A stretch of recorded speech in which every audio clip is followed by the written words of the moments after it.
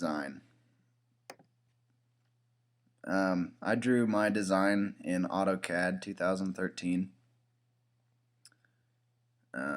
Let's see. We'll just start at the back end of it. This is where you put the air in my design.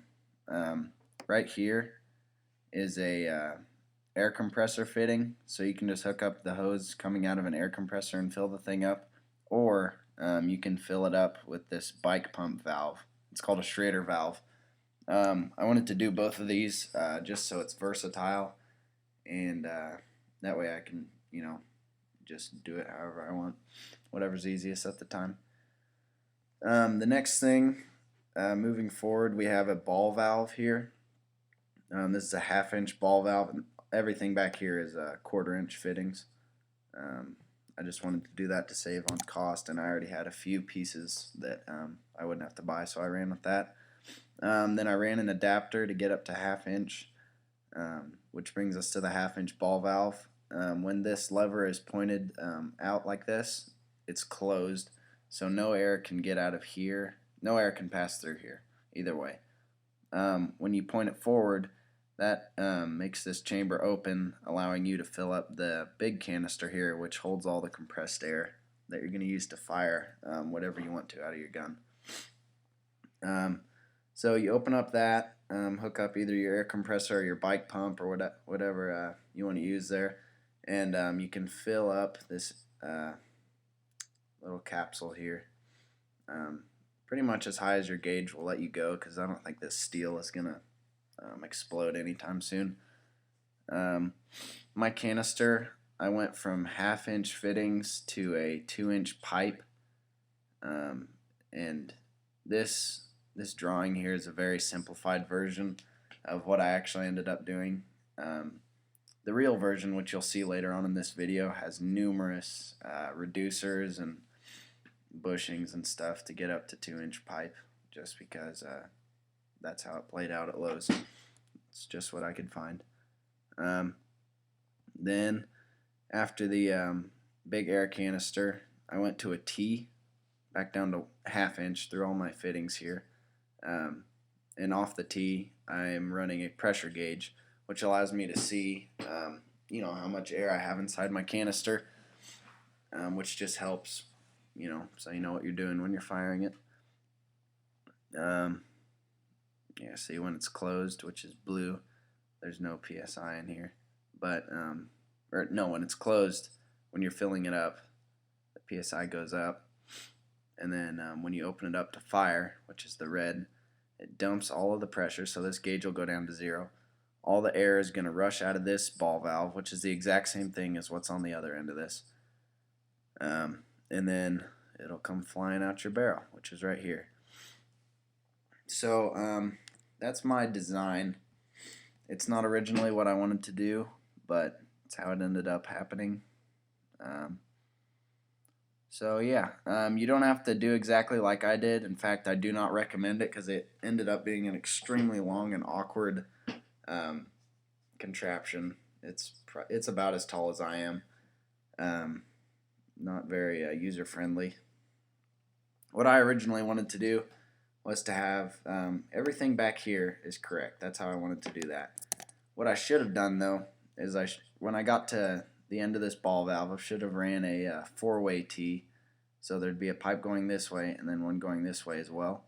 I would have the canister drop down out of the bottom and have a cap on the end of it, so it's just a tube that would hold my air. And then on the top of the T there, I'd have the pressure gauge, and then I would just have a ball valve extending out of the other side, and then my barrel, which would have made this so much more compact and easier to use, and probably a little bit cooler looking instead of just a big awkward tube. Yep, so you don't have to use CAD to design this. I only used it because I kind of like using CAD, and I have a class in it, so that's how I knew how to use it. You can just use paper and pencil.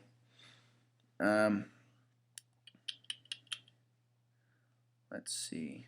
Okay, that concludes the design portion. Hello and welcome to my humble abode. We're out here in the beautiful Kansas weather right now. It's windy and cold. I'm going to show you my air gun that I made. I already showed you the drawing of it, so you should probably recognize this. It's missing one thing right now. This is where the gauge used to be.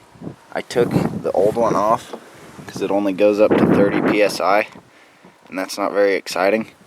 I got this 100 psi one, so we're going to put that on and see what we can do. But I need to wrap it with Teflon tape first. This white stuff that you see. And just make sure it has a good seal. So, yep, gonna do that real quick. Okay, got the gauge on there. Sweet. I usually use these CO2 cartridges right here. Here, I'll get them out. Okay, as I was saying, I usually use little CO2 canisters to power up my gun here. It's just a bike pump for mountain biking.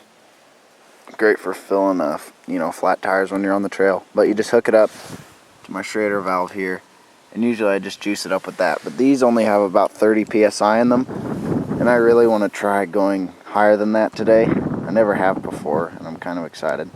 So we're going to use an air compressor. We'll see how that goes.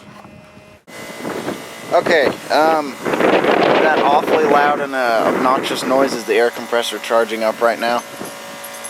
Got the hose. Hey, buddy. That's my dog. Okay, we're gonna juice this thing up as high as it'll go. Just gonna wait for the air compressor to charge up a bit. I have it at like 20 right now. Or actually, this gauge might be broken. I don't think there's any pressure in there at all. Oh no, there was some. Okay, so it's holding air better than it was earlier. Yeah, we'll just let the air compressor go now. My ammo today, marbles. I did originally intend for this thing to shoot a grappling hook, but that thing kind of broke. So we're just going to use what we have today. I think it'll work.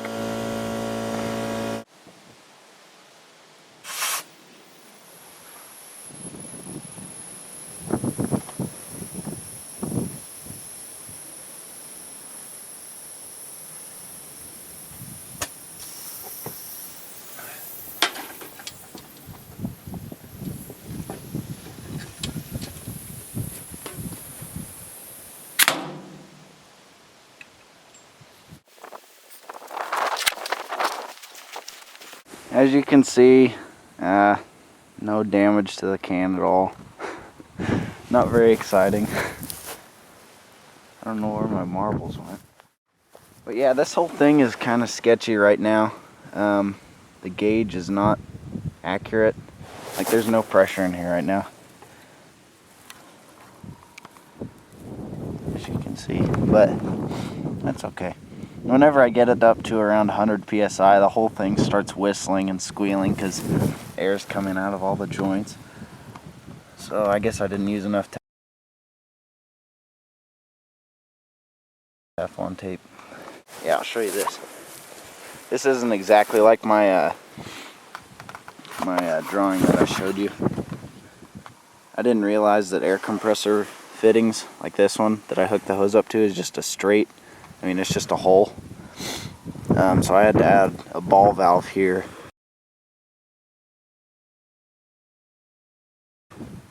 to close it off. So like when I'm using the Schrader valve for a bike pump, if I didn't have this ball valve here, all the air would just come straight out.